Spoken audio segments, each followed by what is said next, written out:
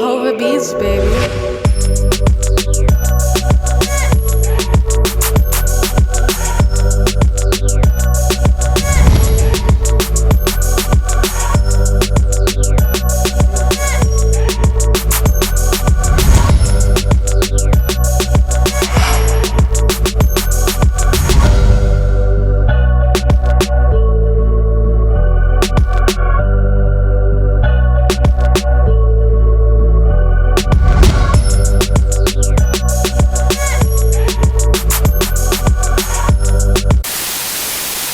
Welcome, guys, to another amazing episode of B.A.R TV, brilliant and resilient television, where, I don't know, I think we're making our imprint in the atmosphere of having icons, because I am definitely sitting next to an icon here.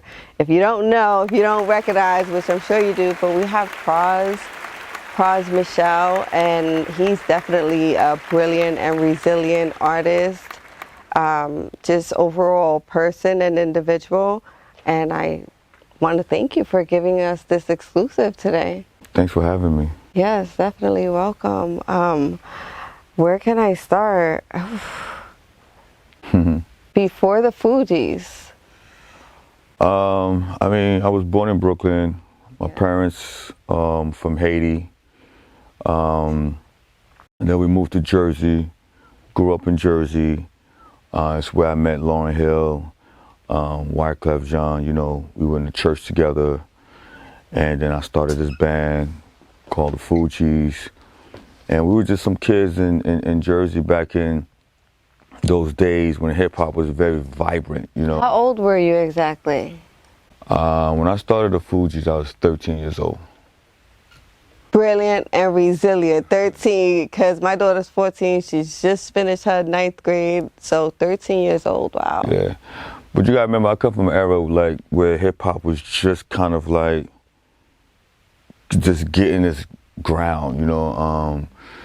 And I, you know, people don't. For those who understand hip hop back when, it kind of like the birth of it, because I grew up in the beginning of hip hop. It's similar to like 12, 15 years ago when someone could say, I remember when Apple phone first came out, right?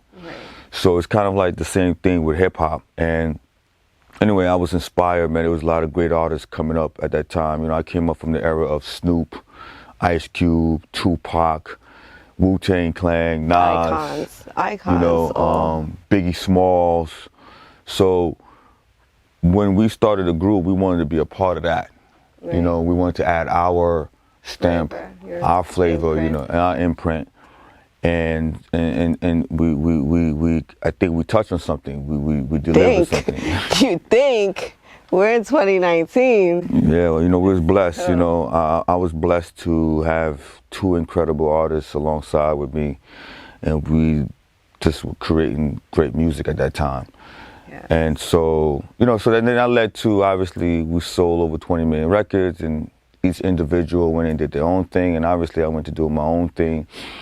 And I just wanted to just always keep exploring, evolving, right. Right. So when you went off to do your own thing, what did that consist of? Touch on a few of the projects you have. I mean, you know, so after I did Ghetto Superstar, I moved. Love that one. Oh, thank you. I moved out to LA just to explore Hollywood.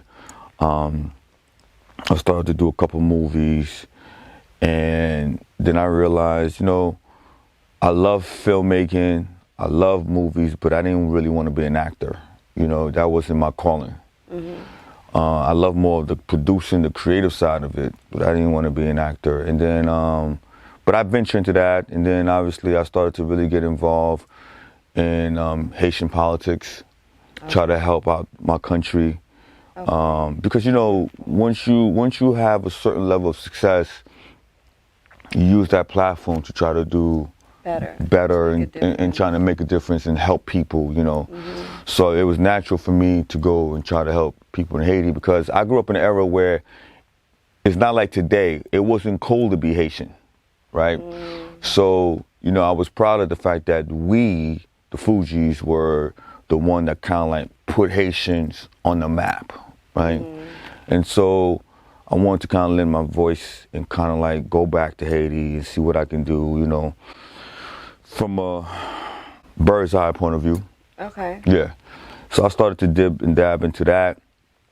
I've always had this fascination for politics, not just local politics, but international politics.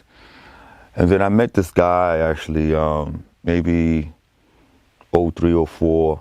A friend of mine introduced me to this guy, and it was interesting because she was white, this white girl, and she's real cool. And she was like, I'm telling you, you got to meet this guy. He's going to be the first black president. And I was like, okay, this is in 03, 04, right? 304, wow. And so then I met him. That's obviously President Barack Obama. And he had this thing about him that I thought was great. Okay. This thing that like...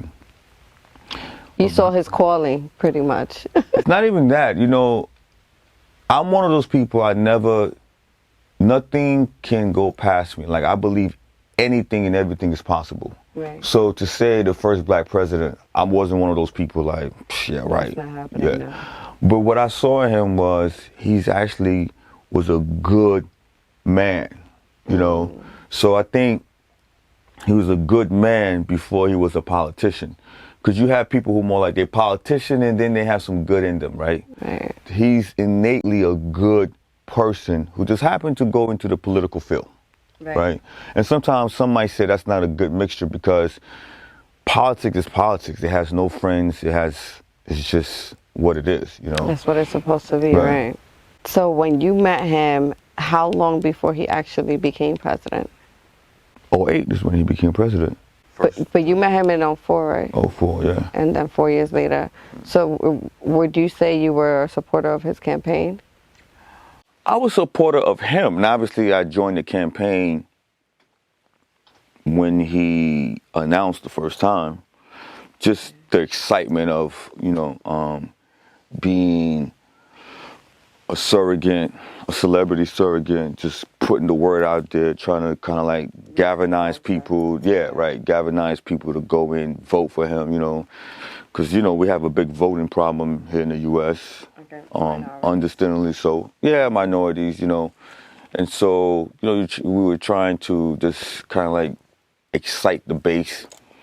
And I think it was exciting because the nostalgia of first this black man who not only was a politician, but, had that charismatic vibe to him, but also he understood the culture. Like he listened to the Fugees, he listened to Jay-Z, he listened to, Marvin Gaye. So it wasn't just a black politician who didn't understand, who didn't have a pulse in the culture. Right. He had a pulse. You know what I mean? So it made him even sexier, for us and then also for the whole country. Right. Because he had the duality of it. Right. Wow. And he won. So now let's talk about the current day here. I heard recently you had something happen to you where there were some charges brought against you that were related to that whole presidency. Yeah, so I mean, I can't talk a lot about it, but I would say this. Yeah, the DOJ obviously are pressing, they pressed some charges against me, which I'm confident that it's all going to get resolved and my innocence is going to be proven and my lawyer's dealing with it. But you're talking about high-level political... Well, why? It's called campaign financing, number one. And then number two, they didn't charge me for this, but they froze $75 million of my money, So, I was doing some deals, international deals, and they felt like they wanted to check to see what was going on, with the whole situation. That's as much as I can talk about. But basically, $75 million of my money is frozen, and then now they want to charge me for campaign financing. But my lawyer is handling it. I'm cool. What is campaign financing for those who don't know? Oh, wait, hold on. Sorry, let's go to a quick commercial break. We'll be right back. Welcome. Again, we have Pras here, and I'm not going to waste no time. We're going to continue where we left off. Now, tell me, for those who don't know, what is campaign financing, and how can one break a law against it? Well, campaign financing is supposed to. There's a bunch of different ways you can break campaign financing laws. Like, for example, there's one instance that you guys might be familiar with, the one with Donald Trump and his lawyer, when the lawyer supposedly paid hush money to supposedly, allegedly, the woman that said she had a relationship with Donald Trump. Mm-hmm. So because they paid her hush money, that's campaign finance violation, because they feel like had she come out, it could have influenced him winning or not. Right? Got you. Other ways of campaign financing is kind of like everybody has a limit on how much you can donate to a campaign. Oh, so you can't donate an unlimited amount? No. So you can't do that. So, like, for example, let's say the amount is $1. Mm-hmm. You can't donate $5. If you do, that's campaign violation, finance, you know. So they're trying to accuse me of that, you know. Okay. And look, I was just trying to support my president, you know, right. Trying to help him. By the way, it's what's interesting is that there's violations in other ways that they do it, but they write their own laws, right? Oh, of course. You know what I mean? It's kind of like a perfect example is like you look at like big kind of like corporations on how they get away with things. Let's look at Flint, Michigan, for example, right? If that was Beverly Hills, they would have fixed that situation with the water instantly. Instantly. Right? So what happened is you got these big companies that dumping toxic chemicals in the water, and that's what's affecting the water up there, right? But they kind of like go into between this law, like, because laws is written by man, right? So it's all subjective. Right. So, you know, anyway, so it's basically I got caught up in this political mess, but it's cool. Like I said to you, my lawyers is handling it. So that's really basically what it is, you know. Okay. Yeah. So. But I'm good. But he's good. In the meantime, though. You have a new project out, right? Elon Musk. Tell me, how did you come up with the name? Well, you know who Elon Musk is, right? Yeah, I Googled it. Elon Musk is the CEO, founder of Tesla. So I'm in the tech business, and I'm launching a new tech digital platform in the fall. And so Elon Musk is one of these guys. Him and Steve Jobs are the two guys that I really respect. Mm-hmm. And so when I was working on this project, I decided, like, I'm going to name it Elon Musk. And the reason is, it's a couple reasons. First of all, I think it's a dope title. But number two is, I think as a black person going into the tech industry, I think that it's a way to also educate my listeners and new listeners and young listeners. Like, listen, there's more to us, the culture that is, than making music, playing basketball, and making merchandising, clothes, or whatever, right? There's more to us than just that. We can like that movie Hidden Figures. We can help bring the man into space. It took 4 black women to help that man to get into space and come back safely, right? But they don't talk about that, right? Just like, for example, it took a black person to create the traffic light, for example. Like things like that, right? So all we see when we see tech, we just see everyone else but us. So you got a generation who's thinking like, well, maybe this is not what I should be doing. Maybe I should be try to be the next Jay-Z, which you're not going to be the next Jay-Z. Because they think, you know, they want to be cool, they want to be famous, they think that's the only... They think it's the only way, but that's because that's all they see.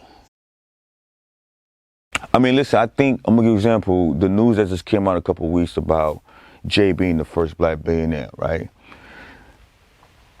30 years ago, to say that we're going to make $10 million to own our own clothing line, that was a milestone. Like, whoa, can we ever get there? Yes. Right? Right. Today, he just broke a ceiling. Like, I know I'm gonna be a billionaire. Right. I'm going to be probably the first hip-hop, well, the first hip-hop multi-billionaire. Okay. Okay. Yo. But the With point, tech. but the point I'm saying is that it's no longer out of reach. It's more attainable. He just went to the moon, landed in the moon, stuck the flag in. stuck the flag in, and so now there's a lot of other people that's gonna follow suit. Right, because now they don't put the limit to themselves no more. It's The ice achievable. has been broken. Right. So that's the whole Get point. there. So the whole point is that, you know, you look at Rihanna, what she's accomplished. Incredible. Shout out to Riri. I Shout love out to Riri. You see what I'm saying to you? So the point I'm saying is Elon Musk is about saying that, yo, there's some great black minds out there that's in it, that's doing innovation, that's in tech, that's want to invent something, create something. And so this is where I'm at. That's the feel I'm in. So I named my album Elon Musk. Plus, album is lit. It is lit. I listened to Chanel when it leaked. I was fortunate enough to hear it. We're gonna take a quick break and we're gonna listen to Chanel, and then we'll be right back. Told you we gotta go all the way April. We gonna go April. Swear I never tell nobody. Chanel, Chanel, Chanel. Swear I never tell nobody. Promise never talk about mahogany. Chanel, Chanel, Chanel. Swear I never tell nobody. I swear, I swear, I swear. I swear I never tell nobody. I swear I never talk about mahogany. Chanel, Chanel, Chanel. And that piece cool. Show you what $1 do. Let that pussy won't lie to you. Put that Korean barbecue. I go not no time to lose. Diamond can blind the moon. Up in some rendezvous. She thicker than Jamba Juice. Butt like Kim K. Hit her with the finger to Kim K. Fucking up the money like OJ. Give me super head when the rent land bitch that been paid. Sitting courtside with a theory. Handbag alert, a Mary. Bitch talk too much. Siri. Off-white, Holly Berry. Saving these souls every day. My dick should come with a cape. Nah, French it all over the drapes. Versace the plate, repeat in the rave. Run it, run it. Okay, we're back with Pras, of course, here still, because, you know, we're going all the way in here. We want to know, what other tracks can we look forward to on Elon Musk? Well, I got some great artists on there. I can't mention all of them right now, but I'll mention one more. My man, Rick Ross, he's on there. But I got some other lit artists on there too. Oh, DJ Snake, got a record with him. But these other three artists that's super lit, you gotta wait for that. Yeah, you gotta wait for it. But yeah, I'm excited about it. Plus, I'm going to address some of this issue that's going on with me right now. But it's just lit. I'm gonna put it into the lyrics and have people do their homework and listen to those lyrics to get the full message. Bars, you gotta listen. We gotta listen. Bars in there, yeah. Bars. Wow. So we're in 2019. You're still spitting bars. You're still doing amazing things. Tell me more about your tech life. Well, I mean, You have something coming out. Is there? yeah, I'm launching a platform. I don't want to get too much into it, but I'll say this to you. It's coming out in the fall, and it's for the culture, and it's going to be monumental and revolutionary because it's just keep pushing us further into. Here's the bottom line. The bottom line is this. 20 years ago, like I remember, you mentioned hip hop. I remember when hip hop, see, I could say that technically I was part of the birth of hip hop. Like I remember the first. Of course. You don't gotta tell me. No, but I'm saying, but a lot of people don't know, you know, so because you have a lot of people out there, you know, especially outside of the culture that love our culture and listen to hip hop and embrace it, which is great, but they don't really understand the history, right? And I'm fortunate enough to be able to say, I remember when radio station played the first hip hop song ever, right? Like I was a part of that. I remember the first time it played, right? What was the song? It was a Run DMC record. Now, some people might argue Sugar Hill is the first hip hop record. I wouldn't say it is. To me, Run DMC is the first hip hop record, right? Just like Michael Jackson was the first black artist to get played on MTV, period. Right? The first black artist, okay? So I say this to say that I remember when hip hop first came out, people were like, oh, that's a fad. It's not gonna last, right? But when you look at our culture, and you look at the history of our culture from, now I'm not gonna go too deep into it, but from slavery to segregation to whatever, right? We never got credit for our contribution, not just in this country, but in the world. Right. Right? Aristotle, Plato, they went to Africa to get philosophy from Africa and respit it, and people think they're these great philosophers, right? Which they are, but they always took from us. Right. We just never got credit for it. Yeah. Now, cut to, in this era, we're starting to get a little bit of just due. Corporation understand our influence. Let me tell you a little something you probably don't know. For 75 years straight, the number one genre, 50 years straight, the number one genre of music, which means this genre sold the most music globally, not just in the country, was rock and roll. That was the number one genre. Right. Uh-huh. 2 years ago, it got dethroned by hip hop. You're lying. Hip hop is now the number one genre globally for 2 years going consecutively now, right? Yes. So for 50 years consecutively, it was rock and roll, because the whole Beatles, Rolling Stones, all of that. It was rock and roll was the most sold. Hip hop just surpassed it. Everything about our culture influences pop culture, period. You understand what I'm saying to you? So right now we're getting our just due, and I feel like this is what everything that I'm doing is about, because hip hop is giving us, it has blessed us with the opportunity to be able to, from our music and our creative, to venture out and do other things. I.e. Jay Billionaire, Riri Fenty, Kanye West Yeezy, Dr. Dre Beats, Puffy, Ciroc and Revolt and whatnot, right? So this is a beautiful thing, because you got to remember something. After the slaves were free in 1865 by Abraham Lincoln, we all were promised 40 acres and a mule. Right. You know what we all got? Nothing. So you know what God blessed us with? Hip hop. Nice. That's a nice way to spin it. Feel me? It's true. Because where would we all be if it wasn't for hip hop? What would you be doing? What would you be doing? What would I be doing? I'd be mad as hell, probably married with some badass kids, and like my life is horrible. You know, not saying it's bad to have kids and be married. Being a slave to some kind of. But the point is, not tapping into our creative. Right. Tap into our creative, man. They took jazz from us. They took rock and roll from us. They took blues from us. This is the only thing that they try. They be coming in, sneaking in. They throw some spies in here and there to kind of trying to infiltrate. Say that again. Infiltrate. Vulturing, but y'all better know. They can't take this DNA from us. That's what I was thinking earlier. No lie. I just said, you know what? I said I'm gonna take a picture today. I'm not lying, because I think of great captions all the time. My caption was gonna say, "Be you," because they can't be you. They can't be you. That's why they need you. You need it regardless. Exactly. So that's, you know, so it's a good, and you know what's great?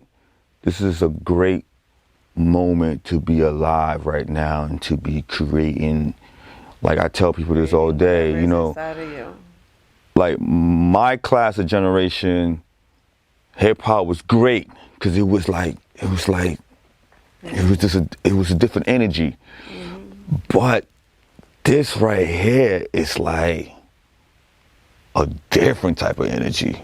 What do you think about the hip hop culture now with the new artists now? Because I know you mentioned all the icons, all the legends from your era who are still very relevant and very poppin'.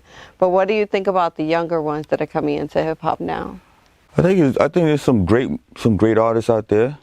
There's some great moments out there, and you got some trash. I mean, but that happened in my era too. You had some great artists, and you had some. Listen, I mentioned you, the icons, but I could sit here and mention you some trash that came in that era too. And didn't last. You know what I mean? So I think, but obviously this is a different era because you have social media, things are moving quicker. I would say from an entrepreneurship this is the best era. Really? Nice. What are you talking about? When I came out, you had to go through a label to get on. Had to go through. You couldn't be independent. Yo, this dude, Lil Nas X, got a record for $30 for some kid in Europe that sampled 9-inch nails, and this dude got a #1 record with Miley Cyrus' dad. Right. This could not happen in the 90s. It would have never happened. No, you're right. So this is incredible. Yeah. I could just upload something on Instagram or YouTube and I'm lit. Rich. You know what I'm saying to you? Like, that was not happening in the 90s. You had to go through a label, and then you had to figure out what producers producing your record, then what radio station's gonna play. I honestly, when Do you think the money was good in the 90s, or you think the money is better now? Probably now because of the independence, right? And everything. In the 90s, you had to be... Real quick, I'm gonna tell you. Like, so when you look at black artists in the 80s, you had to be a mega superstar to make money. That's Lionel Richie, Michael Jackson, Tina Turner, Billy Ocean. Not too many, right? Whitney Houston. Like, yo, you could name in two hands. You couldn't be an unsigned independent artist. So then when hip hop came in, you had to be so lit. Snoop Doggy Dogg, Dr. Dre, Wu-Tang Clan, Fugees, Nas, Tupac. That's it. Eminem towards the end of the 90s. Yeah. Okay. You had artists who, they were doing a little bit of living. I'm talking about, like, to be rich, you had to sell tens and millions of records, which is equivalent to now having like a billion stream, I would say, right? Okay. Today, I just gave you an example, Lil Nas X. Right.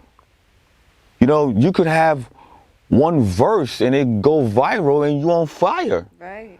That was never happening in my era. So if you tell me, as far as like entrepreneurial wise, financial wise, the opportunities are endless now. All right, name me how many artists you know. The first hip hop billionaire wasn't in the 90s. No. The first female worth over $500 million from her clothing wasn't in the 90s. No. The first male to had headphones to be worth over $3 billion wasn't in the 90s. It's all happening now. Right. I'm saying to you. Now, granted, you can't discount back then, just like you can't discount the 80s, the hip hop artists from the 80s, the Trailblazers, Eric B, Big Daddy Kane, Salt and Pepper, Queen Latifah, right? You can't, because they paved the way. Right. And they got the shorter end of the stick. Because the money wasn't as good. There was no money, you know, but the artwork was for the art. For the art. Right. You did it because you enjoyed it. You did it because that was what you had inside of you, and you had to let it out. But if they only knew then how much money we'd be making. I mean, think about this. Muhammad Ali's the icon, obviously, right? Right. But he didn't make the money Mayweather made, and he's more iconic than Mayweather. No disrespect to Mayweather, but then Mayweather will ever be. I don't care if Mayweather made $40 billion. Mm-hmm. What Muhammad accomplished, no boxer will ever go accomplish what he's done. Right now. Go try to go to jail for 3 years because you did not get enlisted in the army, and then can't train while you're in jail. Come back out and defeat one of the most iconic heavyweight champion at the time, George Foreman. You can't do that today. Mm-mm. So I'm just saying. I don't mean to go on my Kanye rant, but I'm just saying. Yes, we're gonna take a quick break. We'll be right back, guys. Welcome again. You're still watching BAR TV. We have the icon Pras still here with us because I'm not letting him go yet. Tell us what is next for you. Oh man, you know, the best is still around the corner. What's next for me is obviously new music, new artists coming out, you know, just trying to bring up and coming new artists, you know. Can you name some new artists that you're working with to help, or? Rather not, just because, you know, artists are so finicky. Like, 1 minute you... I was gonna say, what is your experience dealing with artists, whether it's from a management standpoint or mentoring or whatever you may be doing, but working with them? I really don't like it. I don't either. I don't like it, but my man, you know, my manager, he insists that I try to, you know, and there's a couple artists that I rock with that I happen to like, you know, so I'm just giving them an opportunity, but I personally don't like it because and see, this is where we have a generational difference. Talk about it. I come from a generation where, like, yo, you want something, you go work. I don't care if I got to sleep on a couch. I don't care if I got to pull donkeys on my back. I don't care if I got to walk from here to Africa, hot sun, drinking piss. Like, yo, camel milk, don't matter. Like, yo, I'm going to go get it. Right. This generation is like,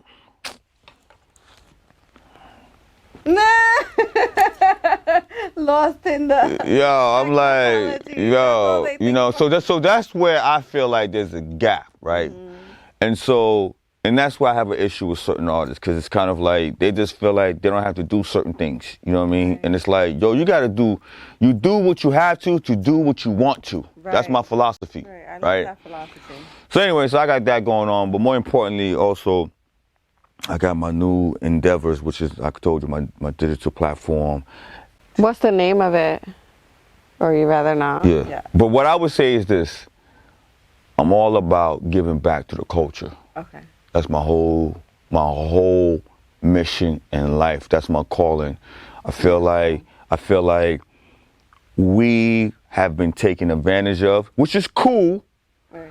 I don't want to talk about it. I don't want to point fingers, this man, this other man. No, I'm going to do something about it. Right. Right. So if there's a problem, then do something about it. Right. I hate people just keep complaining. I always say, just do it, right? Do it. So that's what I'm doing. So many people support Nike and buy Nike all the way, but they don't even listen to the If you have a problem, go create your own Nike. Like, listen, I say one thing to you, right? Like what Kanye did, he wouldn't create Yeezy. Mm-hmm. Like, he didn't like the way they were representing the culture, so he went and did something about it. So so that's the same thing I'm doing. So that's what I'm doing, giving back, trying to help to create micro entrepreneurs and microfinancing, get us really lit and at the same time knowledgeable, right? Because the culture, we get excited about all the flashiness, but we don't understand the financial engine behind it. Right. And that's where we get stuck at. And I'm trying to help change that. And that's what my mission. But at the same time, have fun dropping this Elon Musk. Right. Elon Musk gonna be great. When is it coming out exactly? End of summer, beginning of fall. End of summer, beginning of fall. You're gonna hear about it. It's gonna be crazy. We better get it. Anything else we haven't covered? I appreciate you having me here. You know, me sitting here talking that shit. You know what I mean? Talk that truth. You know, that's what I do. So, want to thank everybody here. Want to thank the audience. Thank you guys for tuning in. And just want to thank everybody who contributed to the culture. Yeah. Not steal from the culture and profit from the culture and don't give back to the culture. There you go. The ones that contributed to the culture. Right. Yeah. Well, thank you, and much blessings to you on all your endeavors coming up. And when you do launch that platform, make sure you let us know. I would love to. The planet gonna know. I will love to sit down with you again after that, so we can go into everything you couldn't discuss freely. Oh no, I want to, because it's gonna be a different vibe. Because it's right. Yeah. All right, guys. Thank you. That's a wrap.